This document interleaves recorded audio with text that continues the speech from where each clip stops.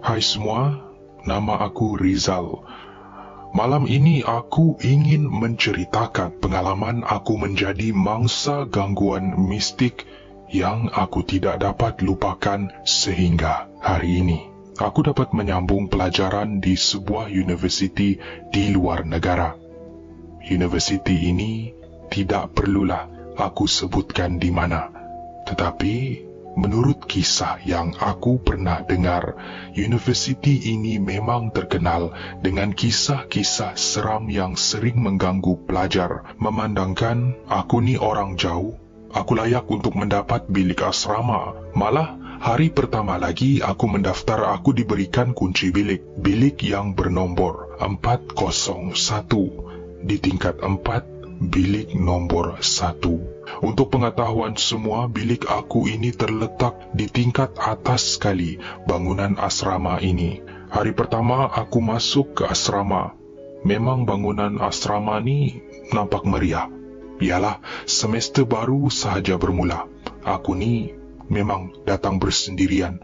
Ayah dan ibu aku berada di kampung. Aku tak mahu pula menyusahkan dorang datang jauh-jauh. Aku tak mahu menyusahkan dorang datang hantar aku.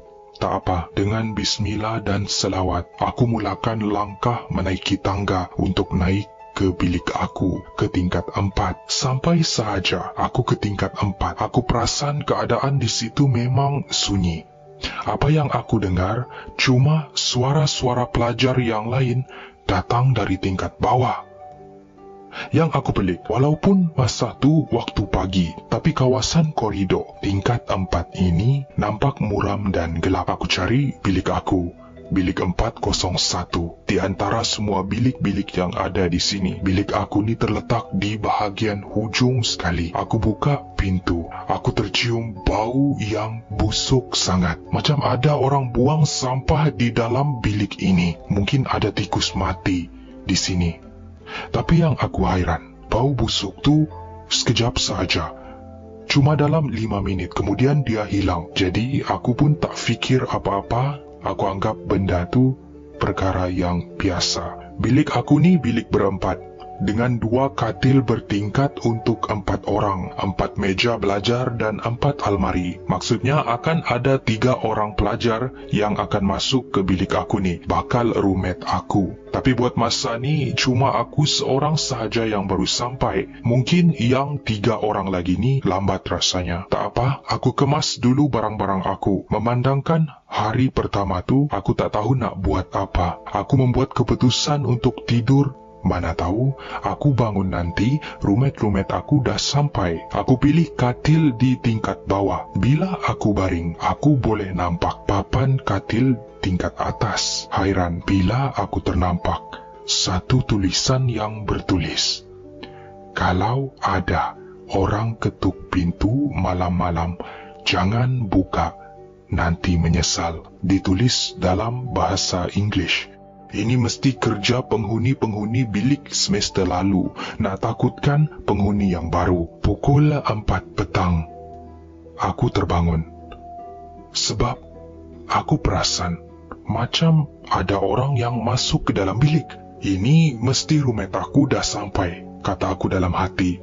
Aku bangun dan duduk di katil. Alangkah terperanjatnya aku bila aku terlihat seorang lelaki yang duduk di kerusi sambil memandang ke arah aku dengan senyuman yang sinis. Yang lebih menakutkan aku, lelaki yang aku nampak itu adalah diri aku sendiri. Perlahan-lahan dia berdiri dari kerusi, melangkah menuju ke arah aku sambil tersenyum. Aku berlari ke arah pintu untuk keluar dari bilik tu. Jelmaan diri aku tu berlari mengejar aku dan aku terbangun dari tidur. Rupa-rupanya itu semua hanya satu mimpi. Nasib baik. Badan aku memang sudah berpeluh-peluh. Aku rasa benda tu macam betul. Aku duduk di atas katil, aku lihat kerusi yang aku nampak dalam mimpi aku tadi tu. Alhamdulillah, tiada apa-apa. Waktu tu dalam pukul 5 petang, roommate aku masih lagi belum sampai. Adui, mana pula diorang ni? Aku buka pintu dan jenguk keluar koridor. Nak cari kalau-kalau. Tingkat aku ni sudah ramai pelajar yang datang. Gila, keadaan koridor memang sunyi. Gelap pula tu. Aku pandang kiri, aku pandang kanan. Aku boleh nampak tiada bilik yang dihuni oleh pelajar. Takkan aku sendiri sahaja yang ada di tingkat ni? Aduh. Aku membuat keputusan untuk turun ke pejabat pengurusan asrama. Aku tanya pasal roommate aku yang lain. Barulah aku tahu yang mereka semua akan sampai esok. Jadi malam ni aku akan bersendirian di bilik. Sudahlah, aku mimpi yang bukan-bukan. Sekarang aku kena tidur sendiri pula. Dipendekkan cerita, sudah pukul 10 malam. Aku berseorangan di dalam bilik. Kata aku dalam hati, tak apa. Aku tidur sahaja. Mana tahu esok diorang sampai. Masih aku teringat mimpi aku tadi. Tapi aku cuba fikir benda lain sebab makin aku ingat, makin takut pula jadinya. Bila aku sudah bersedia untuk tidur, tiba-tiba aku terdengar bunyi orang mengetuk pintu bilik aku. Aku terkejut. Malam-malam ni siapa pula yang ketuk pintu?